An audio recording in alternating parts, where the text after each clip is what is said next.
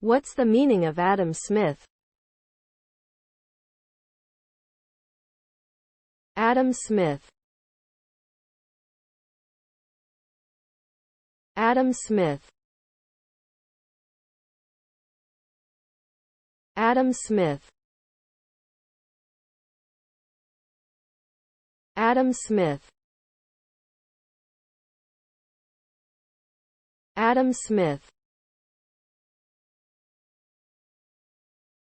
Adam Smith was an 18th-century Scottish philosopher and economist who is widely regarded as the father of modern economics.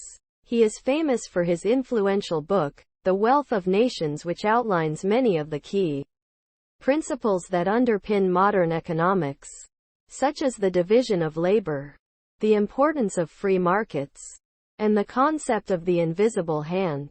Smith believed that individuals acting in their own self-interest could lead to a more efficient and prosperous society as a whole.